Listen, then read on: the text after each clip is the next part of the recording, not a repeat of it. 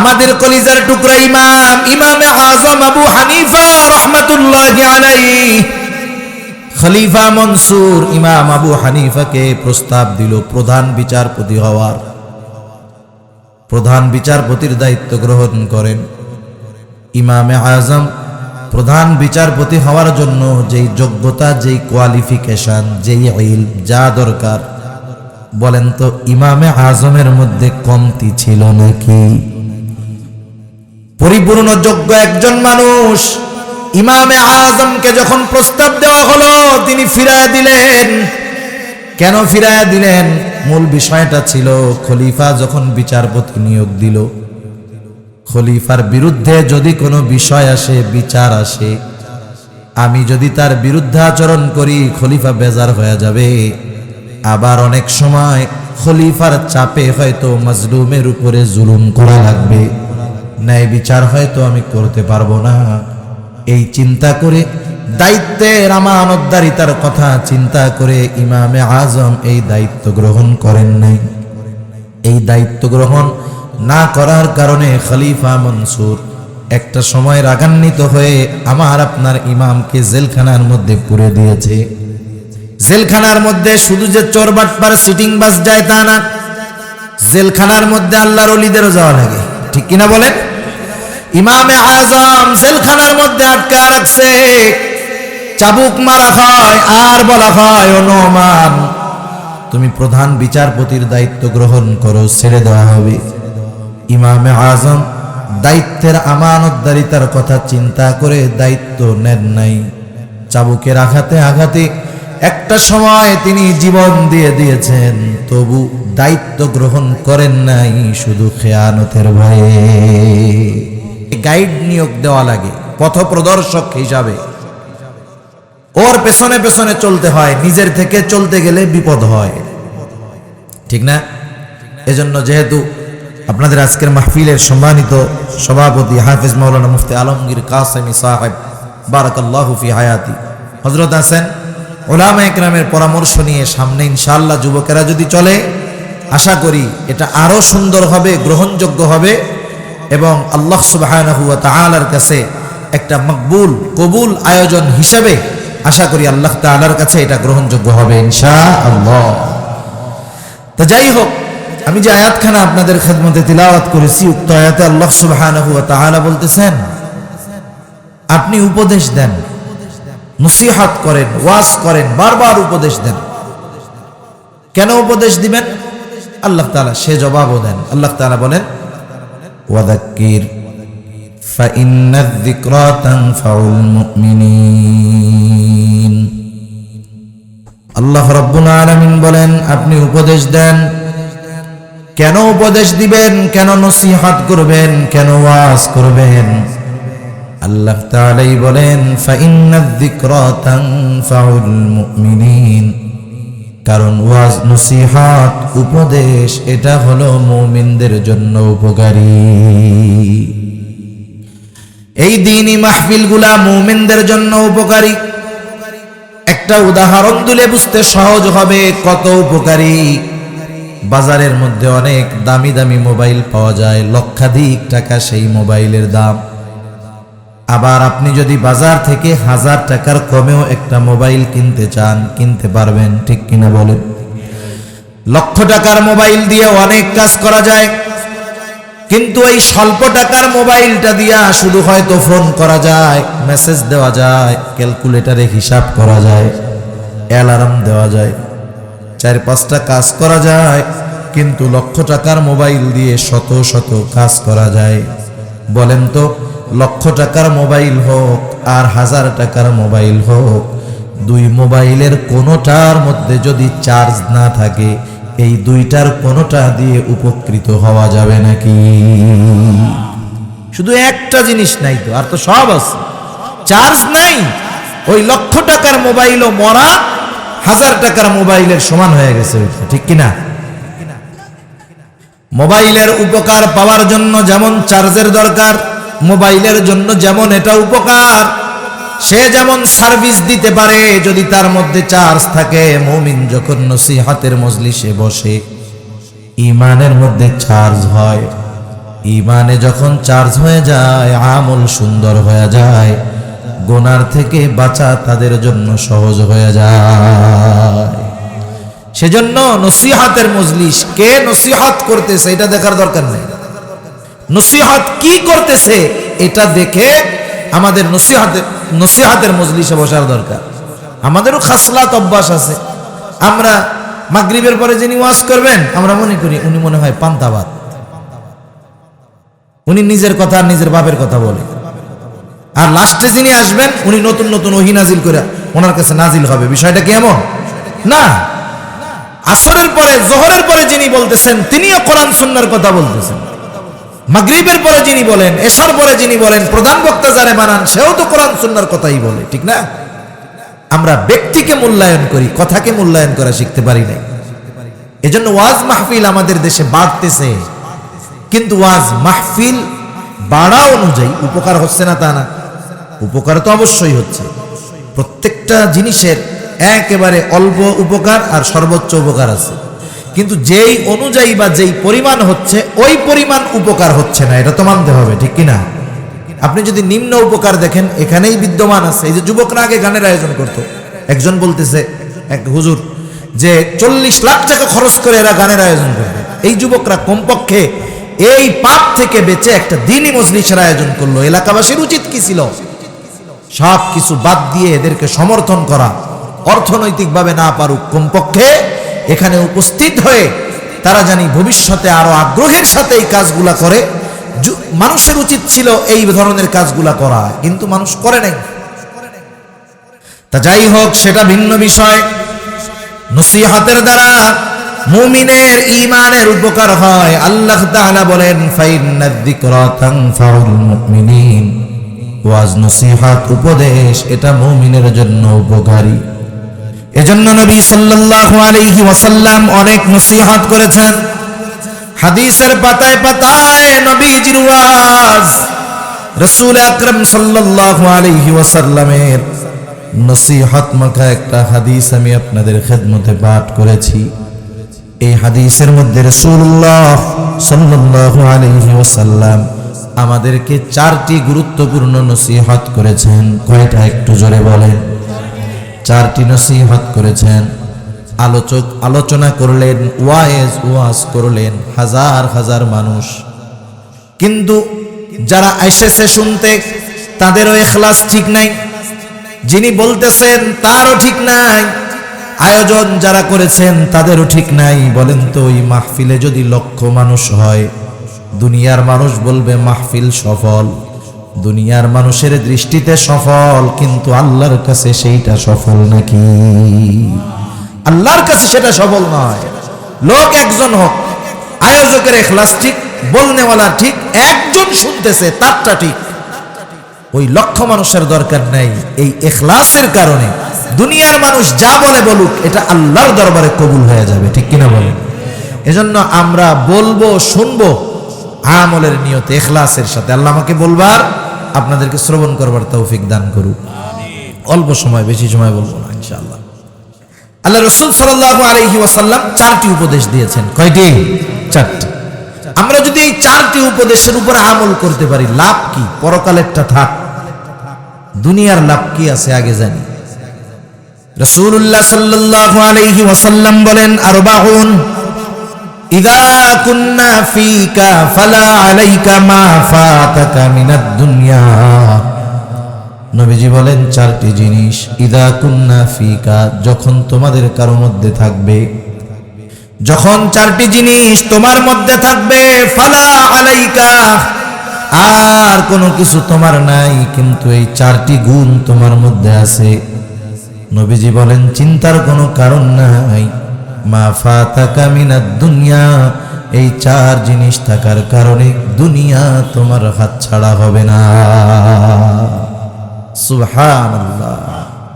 এই 4 গুণ অর্জন করতে পারলে বুজুর্গানে দিন বলেন দুনিয়া হাত ছাড়া হবে না, অর্থাৎ হলো দুনিয়ার প্রয়োজন মেটানোর ব্যবস্থা আল্লাহ করে দিবে। সুবহানাল্লাহ। এই যে দুর্ভিক্ষর গল্প শুনেন না আপনারা, মানে দুর্ভিক্ষর কথা শুনতেছেন না? এই 2023 সালে দুর্ভিক্ষ আসতে পারে, এখনকার প্রজন্ম তো দুর্ভিক্ষ শব্দটা শুনতেছে, কিন্তু দুর্ভিক্ষ কাকে বলে এটা দেখে নাই। মুরব্বী যারা আছে জিজ্ঞাসা করেন আপনাদের বাপ দাদার কাছে, স্বাধীনতা পরবর্তীকালীন সময়ে দুর্ভিক্ষ এসেছিল বাংলাদেশ। রাস্তার দুই পাশে কচু গাছ হয় দেখছেন? কচু, ওই কচুও খুঁজে পাওয়া যায় নাই। মানুষ অভাবে ওইটা লবণ ছাড়া সিদ্ধ করে খাইছে, কারণ 5 পয়সার লবণ হয়ে গেছে 50 টাকা কেজি। কেনার মতো অ্যাবিলিটি মানুষের নাই। এই 4 গুণ যদি আমরা অর্জন করতে পারি, এ আশা করা যায় দুর্ভিক্ষ আসুক আর যা আসুক, দুনিয়ার প্রয়োজন মেটানোর ব্যবস্থা ইনশাআল্লাহ করবেন কে? আল্লাহ তাআলা করবেন। কারণ এই ওয়াজ দুনিয়ার কোনো সাধারণ মানুষের জবান দিয়ে বের হয় নাই। সাদিকুল মাসদুক নবী, যিনি গোটা জিন্দেগিতে একটা মিথ্যা কথা বলেন নাই। সুবহানাল্লাহ। এমন নয় যে উনি নবুয়তির আগে যেমন তেমন নবুয়তির পরে আর মিথ্যা কথা কয় নাই, কিন্তু আগে একটু একটু কইছে, এরকম নাকি? বরং আমার আপনার নবীকে মক্কার কাফেরেরা নবুয়ত পাওয়ার 25 বছর আগেই তারা উপাধি দিয়েছে আল আমিন, সাদেক, আমানতদার, সত্যবাদী। সুবহানাল্লাহ।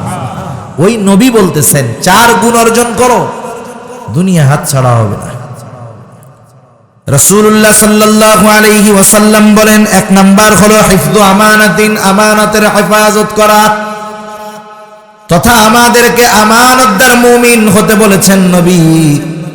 কারণ আমানতদারিতার গুণ, এটা মুমিনের ভূষণ। মুমিন আমানতের হেফাজতকারী হয়, প্রকৃত মুমিন হয় আমানতদার। আর যার মধ্যে আমানতদারিতা নাই, সে কখনো প্রকৃত মুমিন হতে পারে না। কারণ যার মধ্যে আমানতদারিতা নাই, খেয়ানতের অভ্যাস আছে, তার মধ্যে মুনাফিকের ভাইরাস আছে। রাসূলুল্লাহ সাল্লাল্লাহু আলাইহি ওয়াসাল্লাম আমাদেরকে মুনাফিকের আলামতগুলো জানায় দিয়েছেন। মুনাফিকের আলামত এটা হলো ক্যান্সারের জীবাণুর মতো। কারো দেহে ক্যান্সার হঠাৎ করেই সারা দেহের মধ্যে ছড়ায় যায় না। হয়তো কারো ছোট্ট একটা ঘা হয় আঙুলের মধ্যে, দীর্ঘদিন ঘা, ওষুধ খায় সারে না, মলম লাগায় যায় না। পরীক্ষা করার জন্য ঢাকা মেডিকেলে চলে গেল, ডাক্তার পরীক্ষা নিরীক্ষা করে রিপোর্ট দিল সর্বনাশ, এই ঘা তো আর সাধারণ ঘা নাই, এর মধ্যে ক্যান্সারের জীবাণু হয়ে গেছে। ডাক্তার এখন বলে আপনি যদি এই ক্যান্সার থেকে বাঁচতে চান, আপনার হাতের আঙ্গুলটাকে কেটে ফেলতে হবে। আঙ্গুলটা যদি না কাটেন, ওই জীবাণু গোটা দেহে ছড়ায়া যাবে, মৃত্যুর কারণ হয়ে যাবে। ক্যান্সারের জীবাণু যেমন মানুষের জীবন ধ্বংসের কারণ হয়ে যায়, মুনাফিকের আলামত যদি কারো মধ্যে থাকে, ওইটা ঈমান ধ্বংসের কারণ হয়ে দাঁড়ায়। মুনাফিকের আলামত কারো মধ্যে থাকলে একটা সময় এই জীবাণু, এই ভাইরাস ঈমানকে শেষ করে দেয়। এজন্য আমাদের জানতে হবে মুনাফিকের আলামতগুলা কি। শুধু জানতে হবে তা না, আপনি যখন টেস্ট করে জানতে পারেন এইখানে ক্যান্সার আছে, ডাক্তার যখন বলে যে 1 ইঞ্চি কাটলে হবে, আপনি কি কন? ডাক্তার 1 ইঞ্চি না, প্রয়োজনে 2 ইঞ্চি কাটেন, তাও জানি জীবাণু না থাকে। থাকলে তো শেষ। তাহলে মুনাফিকের আলামত শুধু জানলেই হবে না, নিজের মধ্যে যদি থাকে ওটাকে বের করে দেওয়া হবে। রাসূলুল্লাহ সাল্লাল্লাহু আলাইহি ওয়াসাল্লাম বলেন মুনাফিকের অন্যতম প্রথম আলামত হলো ইদা হাদ্দাসা কাযাবা। মুনাফিক যখন কথা বলে মিথ্যা কথা বলে। ইদা ওয়াদা আখলাফা, ওয়াদা করলে ওয়াদা খেলাফ করে। ইদা ইতুমিনা খানা, আমানতের খেয়ানত করে। ওয়া ইদা তাখাসামা ফাজারা, মুনাফিক যখন কারো সাথে ঝগড়া বিবাদ তর্কে লিপ্ত হয়, অশ্লীল মন্দ বকাঝকা করে। এই 4টা হলো প্রকৃত মুনাফিকের আলামত। এখন আপনাদের এই 5 নং ওয়ার্ডে আলহামদুলিল্লাহ মিথ্যা কথা বলেন না লোক একেবারেই নাই। আছে? আলামত কার? একটু জোরে কোন আলামতটা কার? মিথ্যা বলা কার আলামত? মুনাফিকের আলামত। ওয়াদা খেলাফকারী আছে? অভাব নাই, অভাব নাই। আমানতের খেয়ানতকারীর অভাব নাই। এই আমানতের খেয়ানত করা এটা মুনাফিকের স্বভাব, মুমিনের স্বভাব নয়। যার মধ্যে আমানতের খেয়ানতের অভ্যাস আছে সে প্রকৃত মুমিন হতে পারে না। প্রকৃত মুমিন যে সে কখনো আমানতের খেয়ানত করে না। শুধু তাই নয়, আমানতদারিতার এতটা গুরুত্ব, নবীজি সাল্লাল্লাহু আলাইহি ওয়াসাল্লাম আমানতদারিতাকে ঈমানের সাথে সম্পৃক্ত করেছে। আমানতদারিতা এটা শুধু আমলের সাথে সম্পৃক্ত বিষয় না, এটা ঈমানের সাথে সম্পৃক্ত বিষয়। নবীজি সাল্লাল্লাহু আলাইহি ওয়াসাল্লাম বলেন, লা ঈমানা লিমান লা আমানাতা লাহ।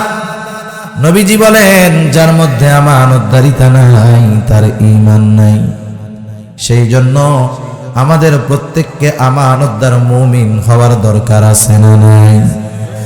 আমানতদারকে আমরা অনেক ক্ষেত্রে বুঝি, আমার কাছে কেউ টাকা পয়সা রাখলো, যথাসময় আমি তার সম্পদটাকে ফিরাইয়া দিলাম, আমি নিজেকে বড় আমানতদার মনে করি, মানুষও মনে করে হুজুর বড় আমানতদার।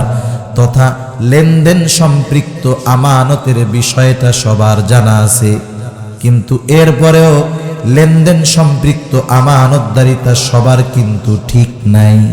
আবার এটাও বুঝতে হবে, আমানতদারিতা শুধু লেনদেনের মধ্যে সীমাবদ্ধ নয়, বরং আমানতদারিতা ব্যাপক এক জিনিস।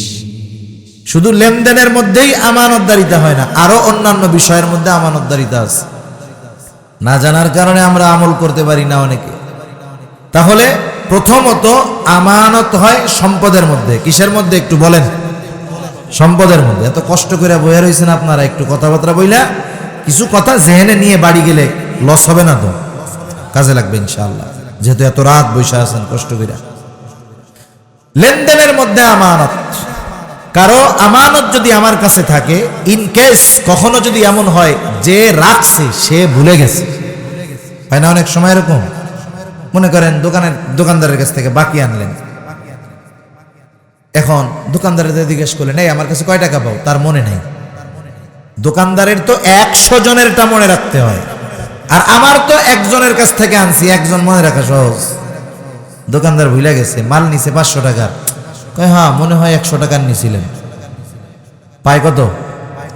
এবার ও চিন্তা করে, অসুবিধা নেই, এটা আমার জন্য জায়েজ, কারণ ও যা কইছে তাই। এলো বাঙালি, নিজে নিজে মুফতি সাহেব হয়ে যায় তখন, অথচ ওর নিজের মনে আছে 500 টাকা পায়। দোকানদার কইছে যখন 100, নিজে নিজে হ্যাঁ এটা তোমার জন্য জায়েজ আছে, কারণ তুমি তো আর কও নাই, ওই কইছে তুমি 100 পাই, ওরে দিলে তোমার জন্য বাকিটা জায়েজ হয়ে যাবে। এই শয়তান মুফতি আছে না নাই? দায়িত্বটা কি? আল্লাহ তাআলা বলেন, ইন্নাল্লাহা ইয়া'মুরুকুম আন তুআদ্দুল আমানাতি ইলা আহলিহা। যদিও এই আয়াতের শানে নুজুল অন্য একটা ঘটনাকে কেন্দ্র করে এই আয়াত আল্লাহ নাজিল করেছেন, কিন্তু মুফাসসিরিনে কেরাম বলেন সকল আমানতের ব্যাপারে এই আয়াতের হুকুম। তার মানে আল্লাহ তাআলা বলেন, নিশ্চয়ই আল্লাহ তাআলা তোমাদেরকে আদেশ করতেছেন তোমরা আমানত তার হকদারের কাছে ফিরায়া দাও। সেজন্য আমার কাছে যদি কারো সম্পদ গচ্ছিত থাকে, রক্ষিত থাকে, তার যদি মনে নাও থাকে, এটা নিজ দায়িত্বে আমাকে ফিরাইয়া দিতে হবে, নাইলে আমি খেয়ানতকারী হয়ে যাব। আমরা নিজ দায়িত্বে ফিরাইয়া দেওয়ার দায়িত্ব প্রত্যেকা পালন করব। আমি যাই না শুই না আর একজনের সম্পদ দখল দেওয়ার চিন্তা করি, আর যে পায় তার যদি মনে না থাকে আমরা ফেরত দিব, আমরা এত ভালো মানুষ না। সমাজের পরিস্থিতি এটা না? আরে বাপের সম্পদ বোনরা পাবে, ভাই একা গ্রাস করে ফেলতেছে, আরেকজন পাশে গরিব প্রতিবেশী তার বাড়ির সৌন্দর্য বর্ধনের জন্য তার জমি দখল দিচ্ছে। করে কি করে না? এরকম অভাব নাই। যাই হোক, সম্পদের ক্ষেত্রে আমানতদার হতে হবে।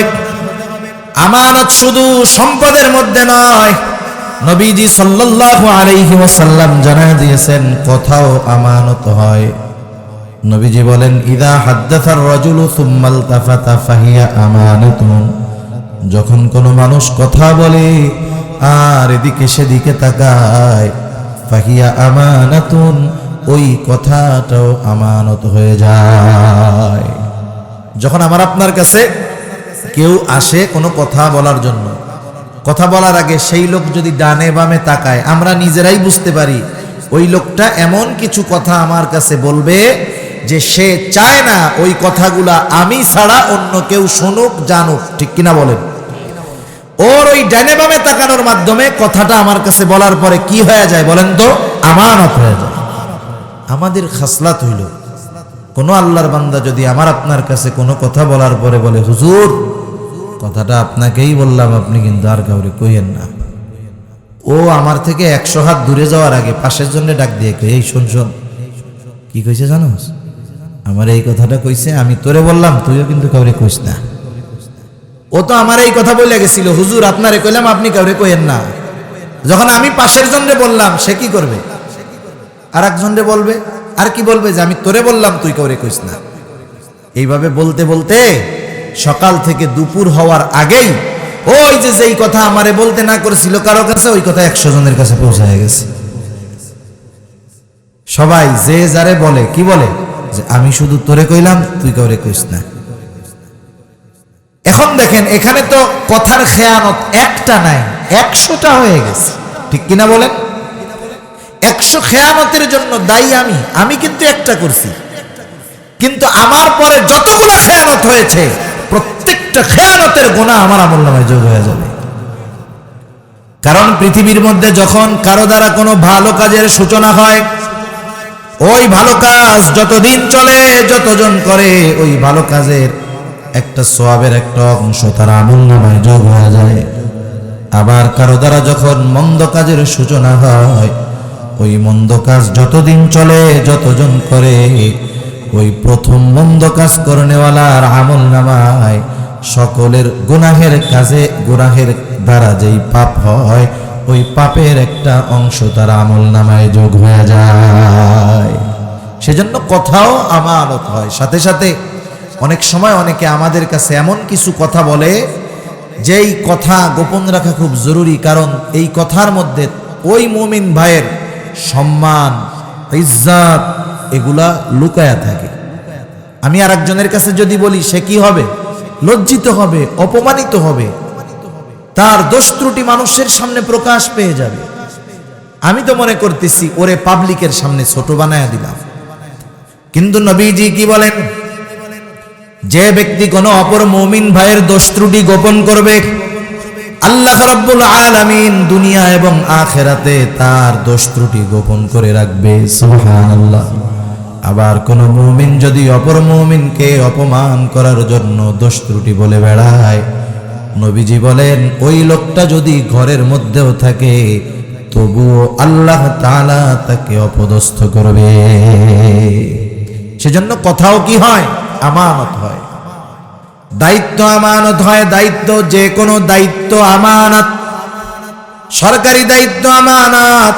কেউ অফিসে চাকরি করে, দায়িত্ব নিয়েছে, এই দায়িত্বটাও আমানত।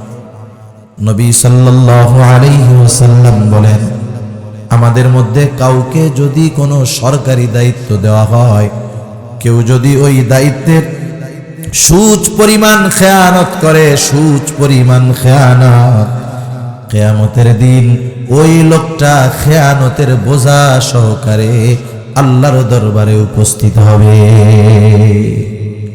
সুচ পরিমাণ, একটা সুচের জন্য কতটুকু জায়গা লাগে, ওই পরিমাণও কেউ দায়িত্বের খেয়ানত করলে কিয়ামতের দিন খেয়ানতের ঋণ বোঝা নিয়ে কিয়ামতের ময়দানে তার উঠতে হবে।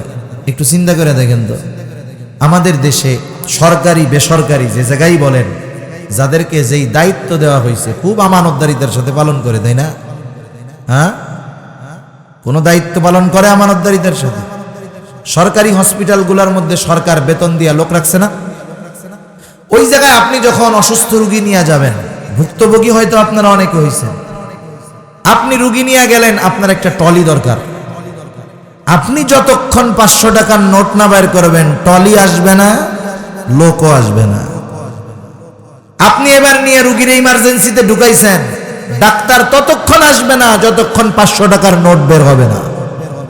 আপনার রুগীর ট্রিটমেন্ট হয়েছে, আপনি হসপিটালের বেড ফাঁকা থাকলেও পাবেন না যতক্ষণ না 1000 টাকার নোট বের করবেন না। ঠিক কিনা বলেন?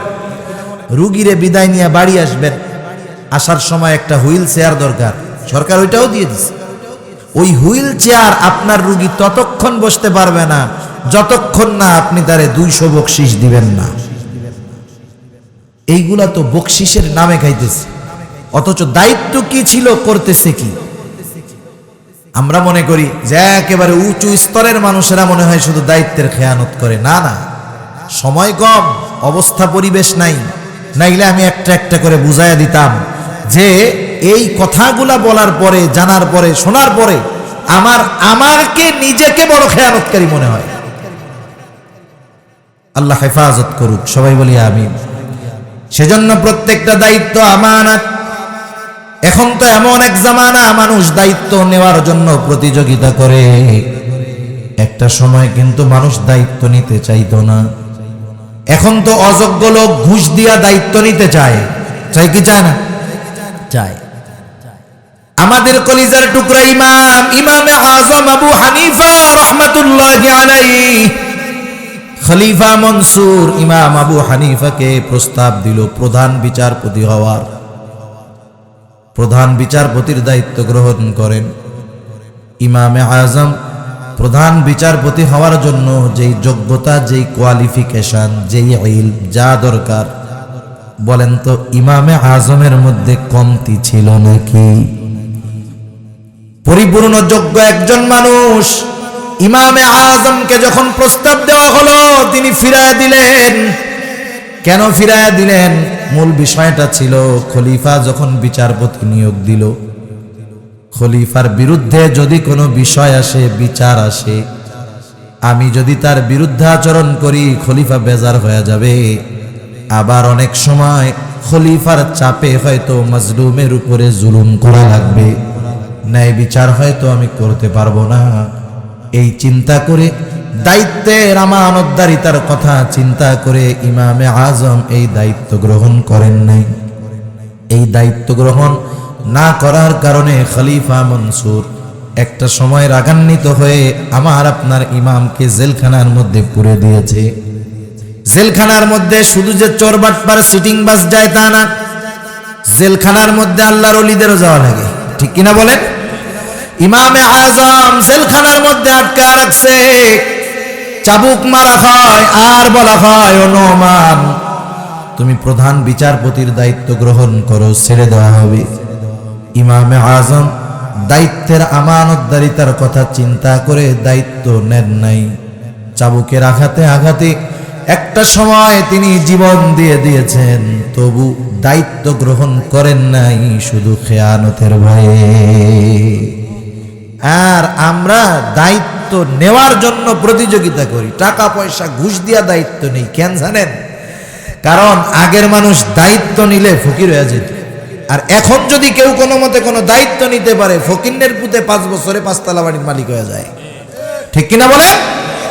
যদি এই সুযোগ যদি পৃথিবীর মধ্যে না থাকে, দেখবেন কেউ দায়িত্ব নিতে চাইবে না। কারণ ওরা জানে একটা পদ পাইলেই আমার ঠ্যাং আর নিচে থাকবে না, আমার 5 তলা বিল্ডিং হয়ে যাবে, গাড়ি বাড়ি, মিল, ফ্যাক্টরি, ইন্ডাস্ট্রি হয়ে যাবে। ওই জন্যই মূলত দায়িত্ব নিতে চায়। এখন তো টের পাইতেছে না, চোখটা বন্ধ হইলেই টের পাওয়া শুরু হবে। এই মানুষগুলা বুড়াকালে দেখেন খুব ইবাদত করে, উল্টাপাল্টা কামাই কুমাই করে। ওরা চিন্তা করে নামাজ, রোজা, হজ, যাকাত তো জব্বর আকারে করলাম, 6 মাস পর পর উমরা করে, প্রতি বছর হজ করে, আবার বুক ফুলায় বলে হুজুর আলহামদুলিল্লাহ 6 মাস পর পর উমরা করতেছি, কয়দিন পরে নিয়ত করছি 3 মাস পর পর করবো, দোয়া করেন। তসবির দানা 1000 একটা নিয়ে 1000 দানার তসবি নিয়ে সুবহানাল্লাহ, আলহামদুলিল্লাহ, আস্তাগফিরুল্লাহ পড়তেছে। আরে পড়ে তো ও, পড়বে ও, ওই সবগুলা কিয়ামতে পাবে ও যাদের হক নষ্ট করছে তারা। ঠিক কিনা বলেন? এই জন্য এই ধরনের লোকদেরকে আল্লাহ দুনিয়াতে বেশি বেশি আমল করার তৌফিক দান করুক। ওরা করবে যাদের হক নষ্ট করছে, কিয়ামতে ওই নেকের সওয়াব, তাসবিহ পাঠ করছে এর সওয়াব, হজের সওয়াব, যাকাতের সওয়াব, উমরার সওয়াব, নফল ইবাদতের সওয়াব অন্য মানুষ পেয়ে যাবে। সেজন্য দায়িত্ব কঠিন এক জিনিস, সময়টাও আমানত হয়। কারোর সাথে যদি কোনো বিষয়ে কারো কথা থাকে যে আমি তোমার এই কাজটা 4 ঘন্টা করব, বিনিময়ে 500 টাকা দিবা, এই 4 ঘন্টা সময়টা তার কাছে আমানত। সে কখনো নিজের কাজে ওই লোকের অনুমতি ব্যতীত এই সময় সে নিজের কাজে ব্যয় করতে পারবে না। ছোট্ট একটা ঘটনা শোনাই। এই যে গতকাল আমাদের পরশুদিন আমাদের তামাম দুনিয়ার অন্যতম ইসলামী স্কলার আল্লামা তকি উসমানী হাফিজাহুল্লাহ, ওনার বড় ভাই রফি উসমানী রহমাতুল্লাহি আলাইহি দুনিয়া থেকে চলে গেছেন। ওনার একটা খুতুবাত আছে, এই খুতুবাতের মধ্যে উনি এই ঘটনাটা লিখছেন। এক বুজুর্গ ছিলেন, ওনার নাম হলো মাজহার নানুতুবি রহমাতুল্লাহি আলাইহি। মাজহার নানুতুবি রহমাতুল্লাহি আলাইহি উনি এক মাদ্রাসায় পড়াইতেন। ওনার অভ্যাস ছিল যে উনি সময় হিসাব করে মাস শেষে ওজিফা নিতেন। ক্লাসের সময় উনি কখনো নিজের কাজে সময়টা ব্যয় করতেন না। মাজহার নানুতুবি রহমাতুল্লাহি আলাইহি একদিন ক্লাসের মধ্যে ছাত্রদেরকে পড়াচ্ছেন। হঠাৎ একজন লোক আসছে খুবই জরুরি গুরুত্বপূর্ণ কথা বলার জন্য। না বললেই নয়, বলতেই হবে। ক্লাস বন্ধ করে লোকটার সাথে কথা বললেন, সময়টা হিসাব করে রাখছেন, কত সময় কথা বললাম। এরপরে মাস শেষে যখন ওনাকে বেতন দেওয়া হলো, ওজিফা দেওয়া হলো, উনি সময় হিসাব করে যেই কয় মিনিট নিজের কাজে ব্যয় করেছিলেন ওই সময় পরিমাণ অর্থ ফিরাইয়া দিলেন। অফিস থেকে বলতেছে, হযরত কি ব্যাপার, এই টাকাটা কি বেশি গেছে নাকি? তিনি বললেন, না, এটা বেশি আসে নাই। অমুক দিন অমুক ক্লাসে 10টা মিনিট সময় আমি আমার নিজের কাজে ব্যয় করেছিলাম, ওই সময়ের বিপরীতে যেই অর্থ, এটা আমার জন্য নেওয়া বৈধ হবে না। কেমন মানুষ, চিন্তা করে দেখেন সময়ের মূল্যায়ন কেমন করে করছে। সেজন্য সময়টা হয় আমানত। আমার আপনার অঙ্গ প্রত্যঙ্গ, সম্পদ, সন্তান, এগুলা আমানত। শরীয়তের বিধিবিধান এটা আল্লাহর পক্ষ থেকে আমানত। আল্লাহ তাআলা বলেন, ইন্না আরাদনাল আমানাতা আলাস সামাওয়াতি ওয়াল আরদি ওয়াল জিবাল ফাআবাইনা আন ইয়াহমিলনাহা ওয়া আশফাকনা মিনহা ওয়া হামালাহাল ইনসান। আল্লাহ তাআলা বলেন, আমি এই আমানত আসমানের কাছে, জমিনের কাছে, পর্বতের কাছে পেশ করলাম। তারা প্রচন্ড রকমের ভীত সন্ত্রস্ত হয়ে গেল, এই আমানত গ্রহণ করলো না, বহন করলো না। আল্লাহ তাআলা বলেন, ওয়া হামালাহাল ইনসান, মানুষ এই আমানত বহন করলো। মুফাসসিরিনে কেরাম বলেন, কি সেই আমানত? মুফাসসিরিনে কেরাম বলেন, সেই আমানত হলো কোরআন। কোন মুফাসসির বলেন, সেই আমানত হলো শরীয়তের বিধিবিধান। এক কথা একই কথা, শরীয়তের যত বিধিবিধান, আদেশ নিষেধ আছে সব আল্লাহর পক্ষ থেকে আমাদের উপরে আমানত। এই জন্য নামাজ পড়তে হবে আদেশটা কার? আল্লাহ তাআলার। এই আদেশটা আমানত। এখন কেউ যদি এই আদেশ অমান্য করে, নামাজ না পড়ে, আমানতের খেয়ানত করলো। এখন নামাজ না পড়ার কারণে গুনাহ আছে না? নামাজ না পড়ার কারণে গুনাহ হইল, আদেশটা অমান্য হওয়ার কারণে আমানতের খেয়ানত হলো।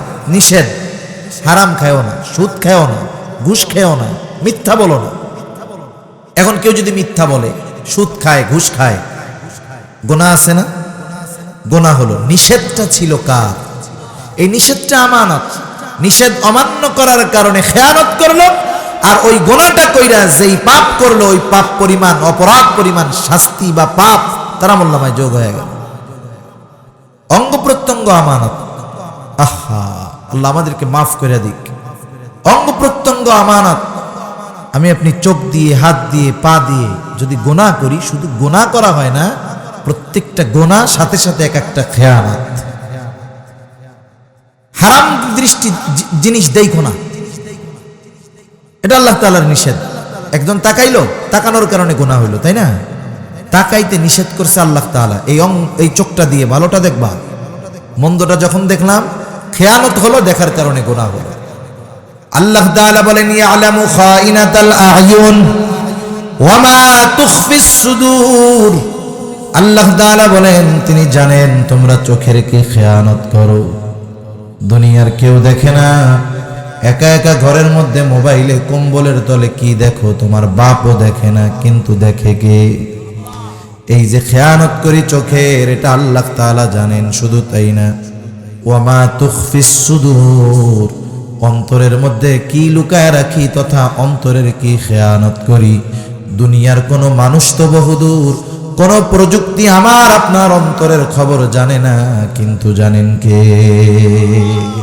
সেজন্য অঙ্গ প্রত্যঙ্গ এটা আমানত, হাত দিয়ে গোনা করতেছি, খেয়ানত হইতেছে, সাথে সাথে এইগুলা সাক্ষী হচ্ছে, কিয়ামতের দিন সব কইয়া দিবে।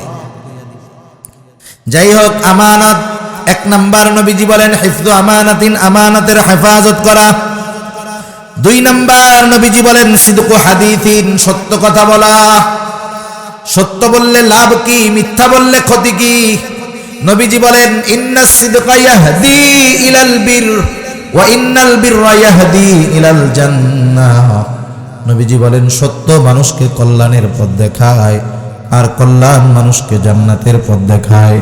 নবীজি এরপরে বলেন একটা মানুষ যখন সত্য বলতে থাকে একটা সময় ওই লোকটা আল্লাহ তাআলার নিকটে সিদ্দিক বলে গণ্য হয়ে যায়। এরপরে নবীজি বলেন ওয়া ইন্নাল কিযবা ইয়াহদি ইলাল ফুজুর, মিথ্যা মানুষকে পাপের পথ দেখায়, ওয়া ইন্নাল ফুজুরা ইয়াহদি ইলান নার, আর পাপ মানুষকে জাহান্নামের পথ দেখায়। নবীজি বলেন একটা মানুষ যখন মিথ্যা বলতে থাকে একটা সময় সে আল্লাহ তাআলার নিকটে মিথ্যাবাদী বলে গণ্য হয়ে যায়। চিন্তা করে দেখছেন, সত্যবাদিতার উপরে থাকলে, সত্য কথা বলতে থাকলে আল্লাহ তাআলার দরবারে সিদ্দিক উপাধি পাওয়া যায়। শুধু তাই না, দুনিয়ার মধ্যে একটা মানুষ যখন মিথ্যাবাদী হিসাবে পরিচিতি পায়, ওই মিথ্যাবাদী যদি কখনো সত্য কথাও কয়, মানুষ ওর সত্য কথা বিশ্বাস করে না। আপনারা হয়তো পড়ছেন অনেকে স্কুলে, ক্লাস 4-5 বইয়ের মধ্যে হবে, ইংরেজি বইয়ের মধ্যে একটা দুষ্টু রাখালের গল্প ছিল। এই দুষ্টু করছে কি, জঙ্গলের পাশে গরু বাইধা মানুষকে ধোকা দেওয়ার জন্য চিৎকার শুরু করছে, বাঘ বাঘ বাঘ। আশেপাশের লোকজন সব লাঠি সোটা নিয়ে ছুটে আসছে, কইরে বাঘ? বলে আমি আপনাদের সাথে একটু মজা করলাম। লোকজন রাগ হয়ে বিরক্ত হয়ে ফিরে গেছে। আবার কিছুদিন পরে আবার একই কাজ করছে, অল্প কয়েকজন লোক এবার আসছে, কই বাঘ? বলে আমি তো একটু মজা করলাম। লোকজন রাগ হয়ে চলে গেছে। কিছুদিন পরে এবার সত্যই বাঘ আসছে, গরুর উপরে আক্রমণ করছে। এইবার গলা ফাটায় চিৎকার করে, বাঘ বাঘ বাঘ। বলেন তো, আগে 2 দিন মিথ্যা কথা বলছে, কিন্তু আজকে সত্য বলে নাকি মিথ্যা বলে? আগের 2 দিন মিথ্যা কথা মানুষ শুনছে, ওর ডাকে সাড়া দিয়ে আসছে। আজকে ঠিকই সত্য বলতেছে, মানুষ শুনতেছে। এরপরেও কেন আসে না? কারণ ও মিথ্যাবাদী হিসাবে প্রসিদ্ধি লাভ করছে। ও এখন যতই সত্য কথা বলুক না কেন, ওর কথা সত্য হলেও কেউ বিশ্বাস করবে না। কোন ভার্সিটির মধ্যে জানি আমি লেখাটা পড়ছি বেশ কয়েক বছর আগে, মানে অনেক পানির মধ্যে মানুষ ডুবা যায় না, দেখছেন সুবনি খেয়ে যে মইরা যায়। একজন বন্ধুদের সাথে এরকম সুবনি খাওয়ার অভিনয় করতো আর কি, যে আমি পানির মধ্যে ডুবা যাইতেছি। হঠাৎ একদিন পানির মধ্যে গোসল করতেছে, যে কোনো কারণে, হয়তো তার স্ট্রোক হয়েছে বা অন্য কোনো সমস্যার কারণে, সত্যই সে পানির মধ্যে ডুবা যাইতেছে আর চিৎকার করতেছে। পাশে বন্ধুরা দাঁড়ায় দেখতেছে, মনে করতেছে মনে হয় ও মজা করতেছে। একটা বন্ধু আগে আসে নাই, 1-2 হাত দূরে বন্ধুদের থেকে পানির মধ্যে মরে গেছে।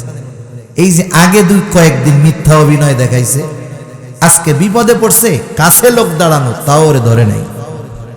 সেজন্য মিথ্যাবাদীর শেষ পরিণতি কখনো ভালো হয় না। বিপদে পড়া সত্য কথা বললেও ওই সত্য কথা তখন আর কেউ বিশ্বাস করে না। ছোট বাচ্চাদের সাথে আমরা মিথ্যা কথা বলবো না। অনেক সময় ছোটদের সাথে আমরা মিথ্যা কথা বলি, বাইরে যাবে আব্বু এটা আনবো সেটা আনবো, কিন্তু পরে আর আনে না। এরকম কাজ করে কি করে না? করে।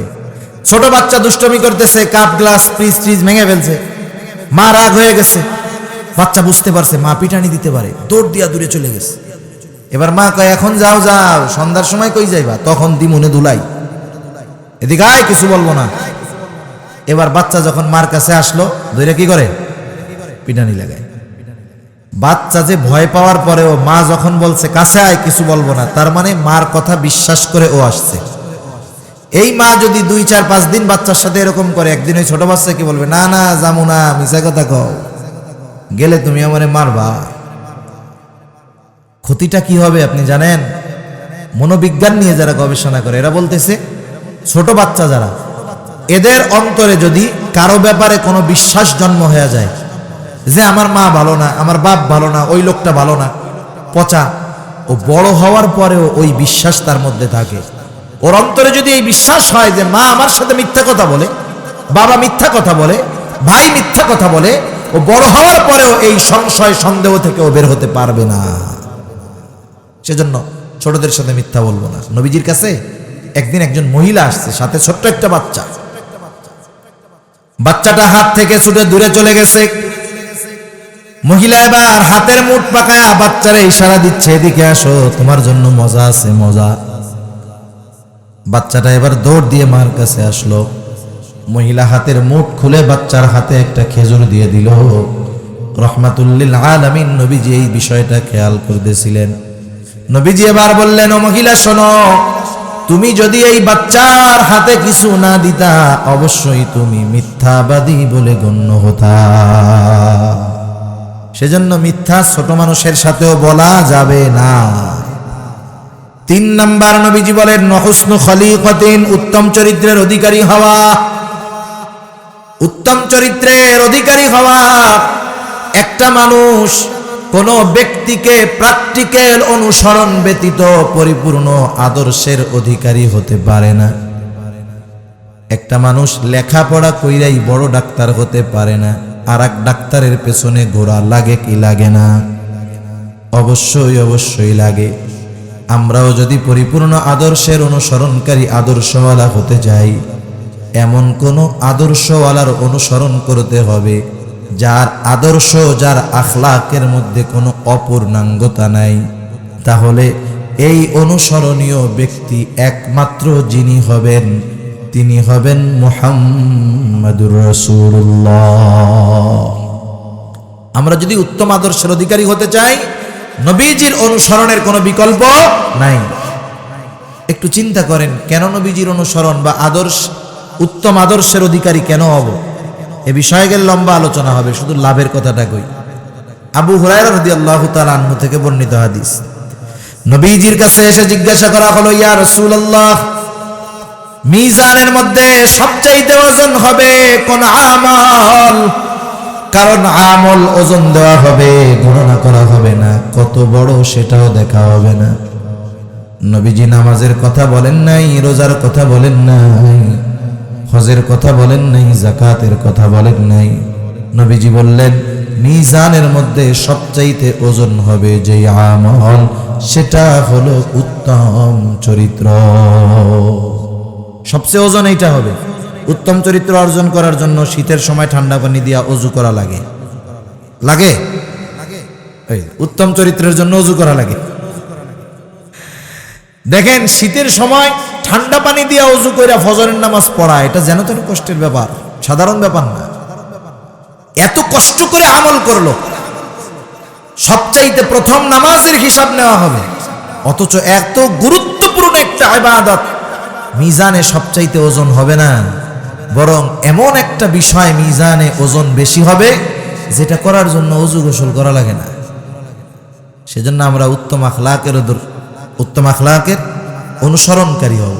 সোজা কথায় গ্রামের ভাষায় কি কয় জানেন? ভালো হইতে পয়সা লাগে না, উত্তম আদর্শ অর্জন করতে টাকা পয়সা লাগে না। আর যদি অর্জন করতে পারি, এটাই সবচাইতে দামি সম্পদ। ইংরেজিতে প্রবাদ আছে না, money is lost, nothing is lost, health is lost, something is lost, but character is lost, everything is lost. টাকা গেছে কোনো অসুবিধা নাই, সম্পদ গেছে অসুবিধা নাই, যদি চরিত্র চলে যায় সব কিছু শেষ, ঠিক কিনা বলেন? এজন্য আমরা উত্তম চরিত্রের অধিকারী হব। 4 নম্বর নবীজি বলেন, ওয়াইফাতুন ফি তুমাতিন, হালাল খাবার খাওয়া। খাবারটা শুধু হালাল হলে হবে না, এখানে উদ্দেশ্য হলো উপার্জনটাও হালাল হতে হবে। কারণ অনেকে আছে খাবার হালালের ব্যাপারে সচেষ্ট সতর্ক, কিন্তু উপার্জনের ব্যাপারে কোনো সতর্কতা নেই। এই জন্য ওই ঘুষখোর ঘুষের টাকা দিয়া পকেট ভরে বাজারে এসে গরুর গোস্ত কেনার আগে কসাইরে জিজ্ঞাসা করে, জবাই দেওয়ার আগে বিসমিল্লাহ কইছস নাকি? পকেটে কিসের টাকা? ঘুষের টাকা। এটা কি টাকাটা হালাল না হারাম? কোনো সন্দেহ নাই হারাম। এইবার ওই গোসাইরা এসে কি জিজ্ঞাসা করে, এই গরু জবাই দেওয়ার আগে বিসমিল্লাহ কইছস? কারণ কি? কেউ যদি ইচ্ছা করে হালাল প্রাণী জবাই দেওয়ার সময় আল্লাহর নাম ব্যতীত অথবা আল্লাহর নাম ছাড়া অন্য বাবা দাদা ওই যে দেবদেবী অমক সমকের নামে জবাই দেয়, তাইলে ওই হালাল প্রাণীর গোস্ত আর কি থাকে না? হালাল থাকে না। কত সতর্ক আল্লাহর বান্দা, পকেটে ঘুষের টাকা টেনশন নাই, কিন্তু গরু জবাই দেওয়ার আগে বিসমিল্লাহ কইছে কিনা এ ব্যাপারে আগে জিজ্ঞাসা করে নাই। উপার্জনটা হালাল করতে হবে। কেউ যদি হালাল উপার্জনের জন্য বের হয়, 5 ওয়াক্ত নামাজ ঠিক মতো পড়ে, হালাল উপার্জনের নিয়তে হালাল কাজ করে, রাসূলুল্লাহ সাল্লাল্লাহু আলাইহি ওয়াসাল্লাম বলেন, কাসবুল হালালি ফরিদাতুম বাদাল ফরিদা, ফরজ ইবাদতের পরে অন্যতম ফরজ ইবাদত হলো হালাল উপার্জন করা। এই জন্য হালাল উপার্জন করা এটাও ইবাদত। কারো পেশা যদি ছোট হয়, হালাল হয়, ওই পেশাটা যত ছোট হোক না কেন আমরা কখনো ওই কর্মটাকে তিরস্কার করব না। ছোট কাজ যারা করে, হালাল উপার্জন করে, ওর কাজটাকে ছোট করব না, ছোট মনে করব না, তিরস্কার করব না। এরপরে খাবারটা হালাল হইতে হবে। কারো খাবার যদি হারাম হয় 4 ক্ষতি। কয় ক্ষতি? 4 ক্ষতি। 5-6 মিনিটের মধ্যে শেষ। 1 নাম্বার ক্ষতি, কেউ যদি হারাম খায় তার দোয়া আল্লাহ কবুল করেন না। আমি আর হাদিসের দিকে যাব না। কেউ যদি হারাম খায় তার দোয়া আল্লাহ কবুল করেন না। দোয়া কবুলের কিছু সময় আছে, জায়গা আছে, স্পেশাল সময়, স্পেশাল জায়গা। কোনো কাজ হবে না হারাম যত খাক, যত দোয়া করুক হারাম খেয়ে, দোয়া তার কবুল হবে না। 2 নাম্বার, যে হারাম খায় তার ইবাদত কবুল হয় না। আল্লাহ তাআলা বলেন, ইয়া আইয়ুহার রাসূলু কুলু মিনাত তাইয়্যিবাতি ওয়া'মালু সালিহা। আল্লাহ তাআলা বলেন, হে রাসূলগণ, আপনারা পবিত্র খান আর আমলে সালেহ করেন। আগে পবিত্র খান, এরপরে আমলে সালেহ করেন। বুজুর্গানে দ্বীন উলামায়ে কেরাম বলেন, এর দ্বারা উদ্দেশ্য হলো খাবার যদি পবিত্র তথা হালাল না হয়, তার আমলটা আমলে সালেহ হয় না। নামাজ পড়তে 100 জন মসজিদে গেল, সবাই যেই আমলটা করতে গেছে এই আমলটার নাম কি? নামাজ। 100 জনের এটা কি কবুল হইছে? যারটা কবুল হইছে ওরটা হলো আমলে সালেহ, আর যারটা হয় নাই আমল পর্যন্ত শেষ। খাবার যদি হারাম হয় নামাজ কবুল হবে না, হজ কবুল হবে না, রোজা কবুল হবে না। 3 নাম্বার, নবীজি বলেন, লা ইয়াদখুলুল জান্নাতা জাসাদুন গুদিয়া বিল হারাম। হারাম বক্ষণকারীর শরীর জান্নাতে প্রবেশ করবে না। তাহলে হারাম যে খায়, 1 নাম্বার তার দোয়া কবুল হয় না, 2 নাম্বার ইবাদত কবুল হয় না, 3 নাম্বার জান্নাতে যেতে পারবে না। 4 নাম্বার ক্ষতি, কেউ যদি হারামকে হালাল মনে করে তার ঈমান থাকবে না। হালালকে হারাম মনে করলে কি থাকবে না? ঈমান থাকবে না। একজন হারাম খায় না, কিন্তু সেই হারামটাকে সে হারাম মনে করে না। যেমন আমাদের দেশে ব্যাংকে সুদ আছে না? সুদ। এ সুদ কি বলেন তো? মনে করেন এক আল্লাহর বান্দার ব্যাংকে কোনো টাকা পয়সা নাই, তাহলে তার ব্যাংকিং সুদ খাওয়ার সুযোগ তো তার নাই, আছে?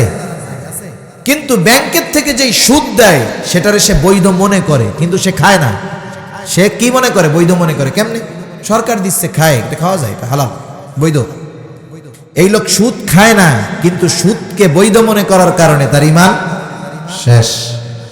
আরেকজন হারাম খায়, তবে ওইটারে হারাম মনে করে খায়, নিঃসন্দেহে সে বড় কবিরা গুনাহ করলো, বড় পাপী, কিন্তু হারামকে হারাম মনে করার কারণে সে বেঈমান হলো না।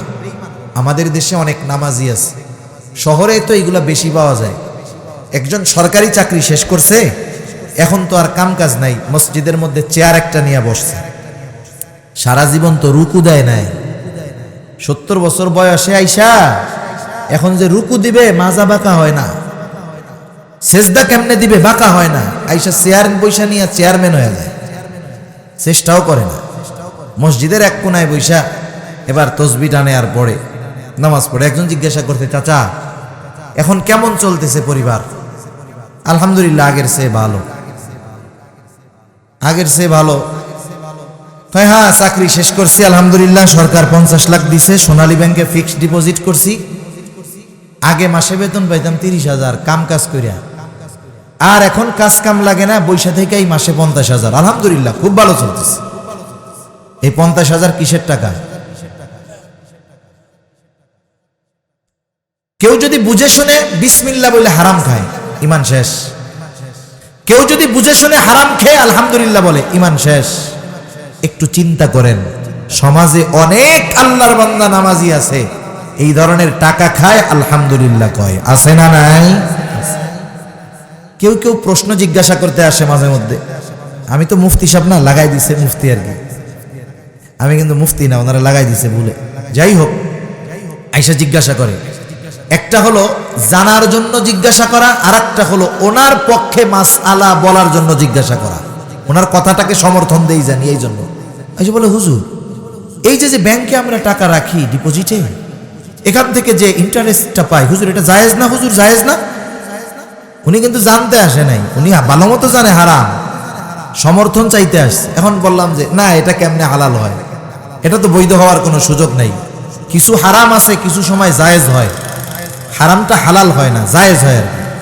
যেমন একজন লোক অসুস্থ হয়ে গেছে, এমন রোগ হইছে, দিনদার ডাক্তার ট্রিটমেন্ট করে দেখে যে এরে যদি বাঁচাইতে হয় শুয়োরের গোস্ত খাওয়াইতে হবে। শুকরের গোস্ত হালাল না হারাম? এখন এর চিকিৎসা হিসাবে যতটুকু শুকরের গোস্ত খাওয়াইতে হবে, এটা ওর জন্য বৈধ। এমন এক জায়গায় গেছে যে জায়গায় খাবার বলতে হারাম সব, আর পানি বলতে সব, মদ বিয়ার এইগুলা।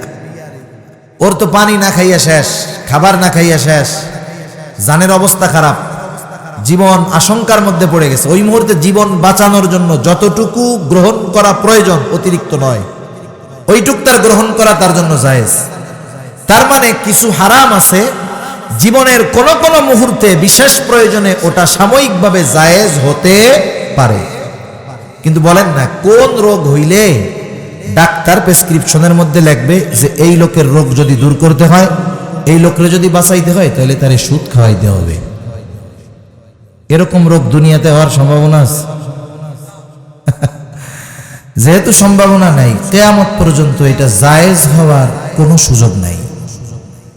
আমাদের দেশের গভর্নমেন্ট কেন, তাম দুনিয়ার সব প্রেসিডেন্ট যদি এক মজলিসে বসে বলে আজকে থেকে আমরা সুদকে বৈধ করে নিলাম, বৈধ হবে?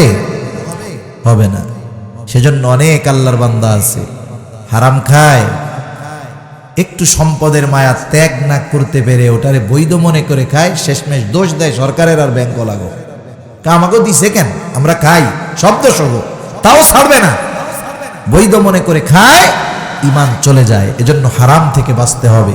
নবীজি আমাদের 4টি গুণের কথা বলছে। কয়টা গুণ?